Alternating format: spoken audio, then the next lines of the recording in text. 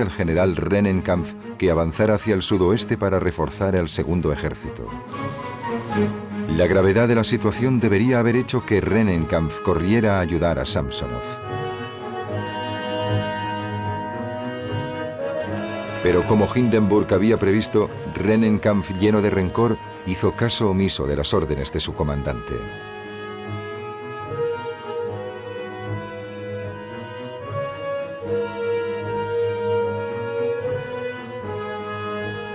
Samsonov estaba solo para intentar salvar a su ejército.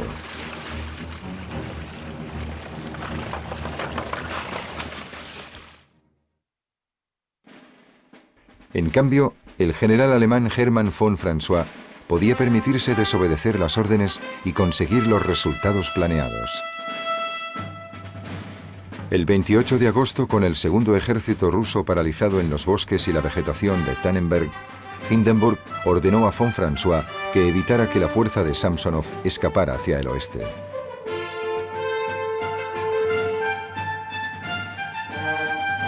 Pero von François tenía un plan más ambicioso. Pretendía romper las comunicaciones de Samsonov atacando al este, hacia el pueblo de Niedenburg.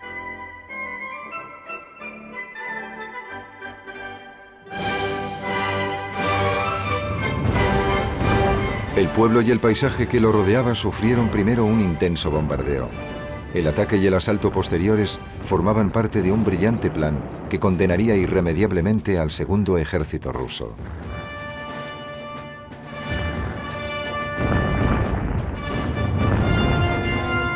Hindenburg ordenó entonces al resto de sus fuerzas que aniquilasen completamente al desventurado ejército de Samsonov.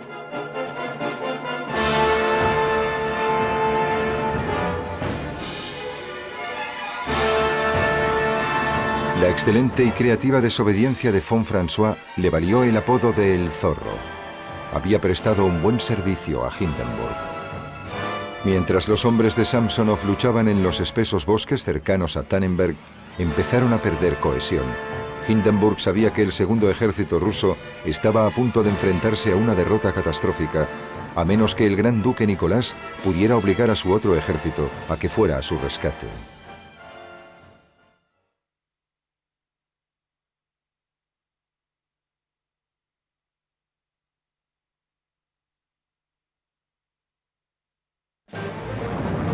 Durante los últimos días de agosto de 1914, los despiadados ataques alemanes sobre los restos del segundo ejército de Samsonov prosiguieron.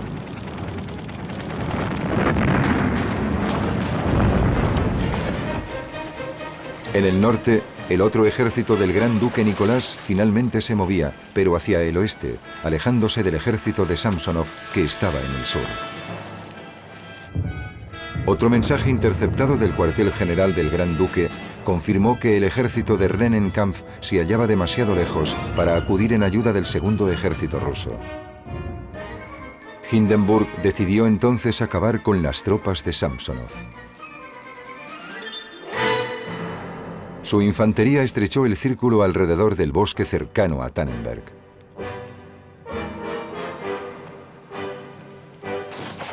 Los rusos se asustaron e intentaron evitar a los cazadores alemanes, pero no sirvió de nada.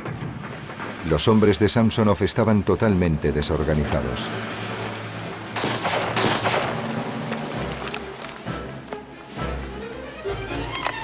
Miles de ellos arrojaron las armas al suelo y se rindieron.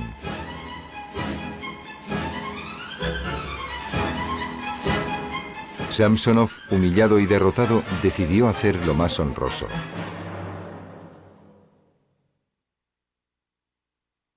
La noche del 29 de agosto se adentró en el bosque.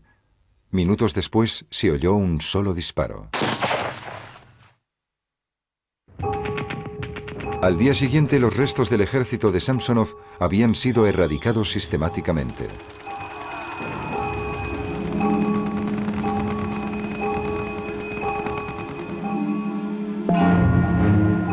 Metieron a los supervivientes en jaulas, como ganado en sus corrales.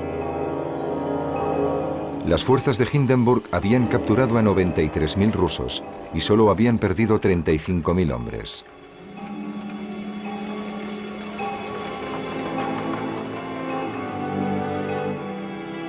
Más de 120.000 soldados rusos habían perecido en el campo de batalla.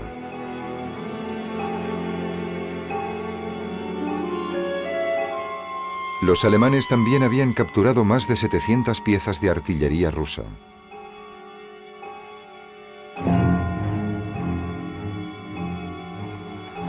El desastre de Tannenberg no dejó más opción al gran duque Nicolás que la retirada del resto de las fuerzas rusas de Prusia Oriental.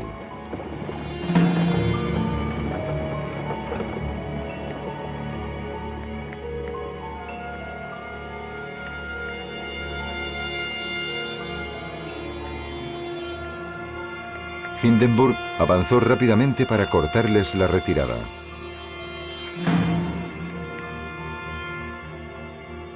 Los alemanes atacaron el 5 de septiembre.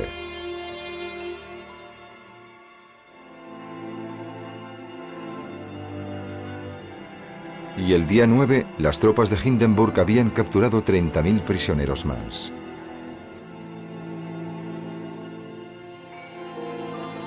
Sin embargo, a diferencia de lo ocurrido en Tannenberg, Rennenkampf consiguió que parte de su ejército pudiera retirarse hasta la frontera rusa. La derrota de Tannenberg supuso un gran golpe psicológico para el ejército ruso, del que nunca se recuperó. Si Alemania hubiera perdido la batalla, Berlín habría estado amenazada directamente y el curso de la guerra podría haber sido completamente diferente.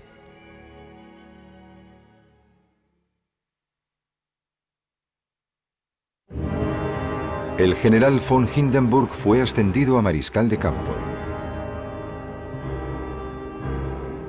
Como héroe de Tannenberg se convirtió en un icono nacional.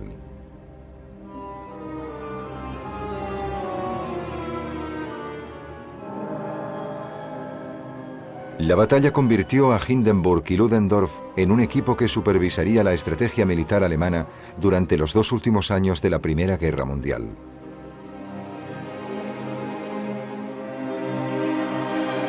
Tras la derrota final de la guerra, Hindenburg se convirtió en el presidente de la República de Weimar.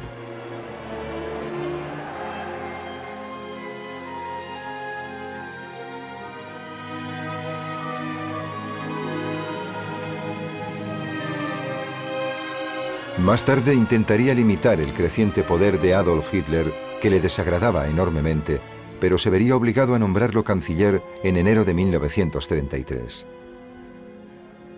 Tras una vida memorable y extraordinaria, Hindenburg murió a los 87 años, en agosto de 1934. Fue enterrado en un santuario cerca de Tannenberg, escenario de su mayor triunfo, con toda la pompa requerida.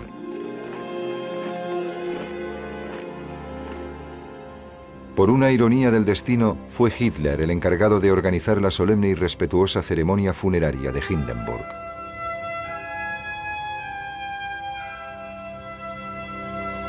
Con la muerte de Hindenburg, Hitler consiguió alcanzar el poder absoluto.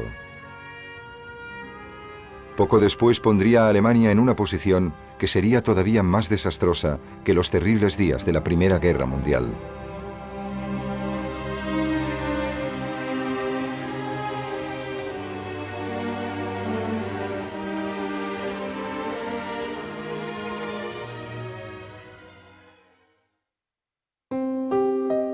Tras la batalla de Tannenberg, el gran duque Nicolás destituyó a Zhilinsky e intentó volver a revivir los éxitos militares rusos.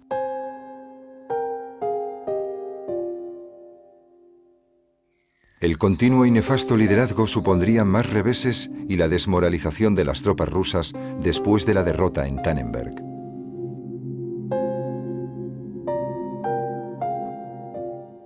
El zar Nicolás II asumiría todas las responsabilidades de mando en agosto de 1915, apartando de él a su tío, el gran duque Nicolás. Sería una decisión terrible para Rusia que la conduciría a su derrota definitiva. El gran duque Nicolás fue nombrado gobernador general del Cáucaso, donde los rusos consiguieron una serie de victorias contra los turcos. Continuó pidiéndole a su sobrino, el zar Nicolás, que iniciara la necesaria reforma rusa. Pero ya era demasiado tarde, y durante la Revolución Rusa, en noviembre de 1917, El zar y su familia fueron detenidos y más tarde ejecutados. Rusia quedó bajo el puño de hierro de Lenin y los bolcheviques.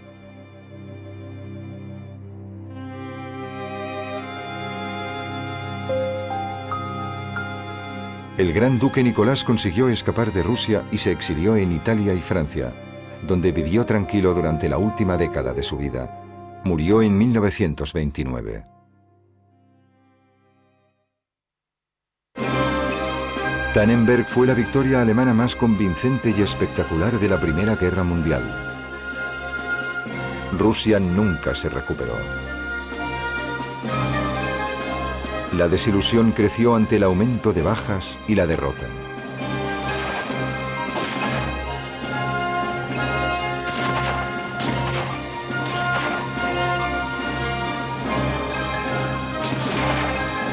Esta creciente vulnerabilidad abrió la puerta a los bolcheviques para que se hicieran con el poder. En cuanto a la batalla de Tannenberg, Hindenburg, con su frialdad y su gran experiencia bélica, fue un rival invencible para el gran duque Nicolás de Rusia.